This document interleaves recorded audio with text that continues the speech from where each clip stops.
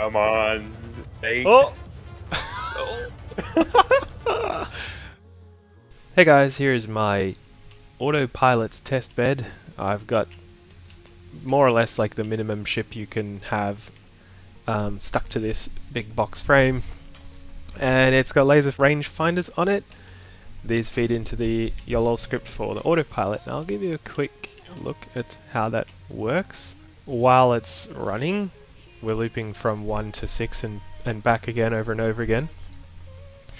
And the first variable we have here is just the laser finder's max range, which is 1000, so that way I can check if that laser rangefinder is below 1000 without having to type in 1000, which takes up a lot of characters. And you only get a very limited number of characters in each YOLO line, and because each line is 0.2 seconds to execute, I want it to be as few lines as possible so that the autopilot can be reactive as possible. So we chuck in 1000 to F, and then we have our total target movement, autopilot X and autopilot Y, and then I start using the rangefinders. So firstly we get the bottom right outer rangefinder. If that's less than full, which means it's hitting something, then we're going to add to autopilot X -1, which means please move left if the bottom right outer laser is touching something, because the asteroid is on the right probably, so we want to move left. And we just go through and do a bit of that for each one, and then they all, this is we're just adding to the same variable APX and APY as we go and we step through here. What we end up with once it's all added together, we send straight to the up and down control lever and the strafe lever, and I obviously multiply it by a number to give it a bit more oomph. I had to balance this because I'll show you what it looks like right now. When you turn on the autopilot switch here and we step out in front of one of these lasers, so I'll step in front of the top left corner, it should go away from me down and to the left like that, and the multiplier there will affect how much it will blast the thrusters to try and get over there. And with higher numbers it overcompensates, and you touch this laser and it really shoots itself across. It's making itself pretty likely to actually run into a new asteroid that's to its side, so you don't want to overcorrect. You want to just sort of incrementally make that change, because if you're still here in the laser, if you didn't make it all the way across, then it will just move again the next 1.2 seconds or whatever that it has to think about it.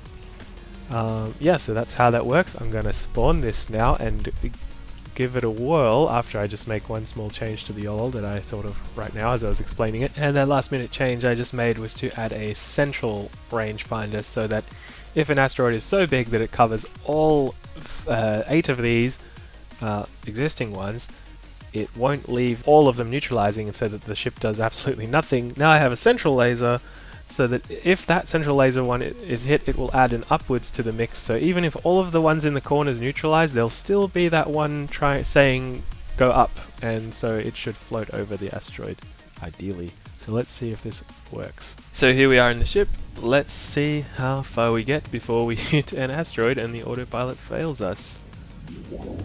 Let's go.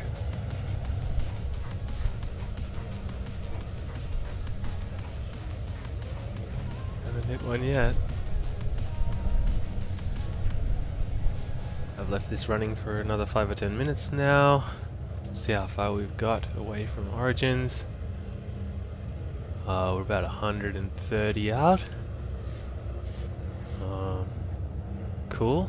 Okay, so now we are about 200 kilometers out. Still haven't hit anything. I did touch the controls when I noticed that marker station was, I was going by that, so I thought, hey, let's try and aim the lasers right at that, and then go back to full throttle and AFKing it. Okay, so a little further on we hit a rock. Looks like the rock hit right on the corner where we already had a rangefinder, so I don't really understand how that happened. Unfortunately, I didn't catch it in the recording. Since that first run failed, I thought about why it probably failed, and given that I had a box shape, I had these really long sections along the sides, where between the two rangefinders there was a lot of open space without a laser, without any sort of sensor so that it could detect it. So that's why I've now added 4 more in the middle long sections of these beams. So now when we touch this one, it contributes to moving us directly sideways, whereas these ones tell the ship to move diagonally like they did before. You might be wondering, how did I add 4 more lasers into the script when I was already pretty much at the line limit? Did I just make it way slower and add heaps more lines? No, instead what I've done is I duplicated this whole thing sideways, and I kept the whole structure the same in terms of the go-to lines and all that sort of stuff, and that way as this runs through it should stay perfectly in sync. So it'll still zero out the X and Y variables at the same time, and it'll apply the X and Y variables to the levers at the same time. But while it's doing that, in parallel, this other script is able to add on what it's doing, which is having the bottom outer, top outer, right outer, left outer also contribute to the total X and Y values that get applied while this one is doing the same thing. So if I really wanted to speed up this autopilot to be super responsive, I would duplicate this YOLO deck as many times as I have rangefinders pretty much, so that it's on a 1-line or a 2-line turnaround where the single rangefinder contributes to the total, and then the next line it applies it to the levers and it goes back around, just back and forth, pinging between those 2 lines, and that would give you a 0.4 second response time on moving, whereas currently it's still at that like 1.2 seconds. Yeah, so we'll see. We'll try this one out.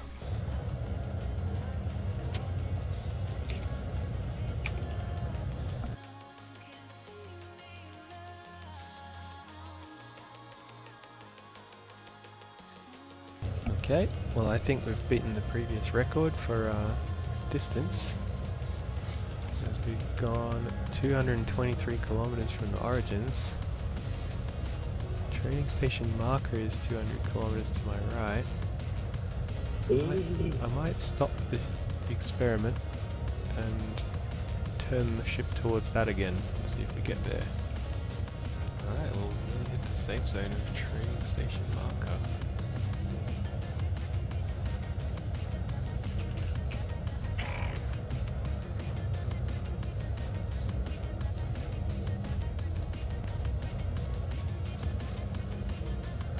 So we've made it to marker station. Let's see if we can get all the way back to origin without touching the steering. So unfortunately this one has just clipped a rock. I actually saw this happen. I wasn't fast enough to start the recording. I didn't think about that until it was too late. As you can see, it smacked the top right corner here, and I saw what happened was that the asteroid, the big round asteroid, just had like was just diagonally coming across the hard point, and since the laser doesn't, since the laser fires out of the middle of the hard point, it was just enough to nick the corner there and total the ship. So the only thing I could think is maybe to have the lasers on the outside actually slightly angled away from the ship. Otherwise there will always, no matter how dense you make the lasers, there will always be a spot beside the actual center that's vulnerable, and that's what we hit. So I didn't actually try doing an angle. I thought I could just put the rangefinder so that the center of the rangefinder is outside of the frame. It'd still be vulnerable to getting hit on the corner, but all that you would lose is the rangefinder and not the ship, so that'd be okay, I guess. You'd probably hear a crashing sound and then you'd be able to attend to it manually if this went badly. The other thing you'll notice about this build is that it has a lot more rangefinders, and I was not sure how that was going to work. I thought maybe I'm going to have to add heaps more YOLO decks and everything But what I tried was I just tried duplicating the same rangefinder to an area nearby to itself, and luckily the way that the scripts work is they seem to just take the reading of whichever rangefinder is shortest. When you have multiple rangefinders with the exact same variable name, it seems to just consider the shortest one. It doesn't like flick between the competing values, or it actually seemed to work really well somehow. Maybe it actually takes the value of the last one you added or something, I don't really know, but what I just know that it worked really well. So what that meant is I could pretty much triple the amount of sensors on there without changing the scripting or the YOLO at all, which is really cool. So what happened with this run is I head toward the trading station marker, and only about like 10 kilometers from its safe zone is where I saw the ship ended, and it had been completely blown up. The propane tanks had exploded and my endo had been killed. I wasn't watching how this happened, but in the other crashes the endo didn't die, none of the components really were damaged, they just got strewn everywhere. So maybe I was hit by a pirate, who knows. Because I didn't really know what happened with this one, I thought I'd just basically run the same thing again with some slight adjustments to the layout of the lasers so that they were a bit more uniform in how spread they were. And that test seemed to go on for as long as it could. It ran out of fuel before it crashed, so it never crashed, and I feel pretty happy with it. I think that I'd be pretty confident letting that fly through the asteroids because it went for over 700 kilometers through the belt direct, straight through, no issues. So could, if you were super pedantic about things smaller than asteroids like debris, maybe pack the rangefinders, like duplicate them even more and have them really try and get rid of any gaps. But this seemed to work just fine for me. So yeah, that's the results. I hope this has been informative in some way, and I'll see you in the next one. God bless.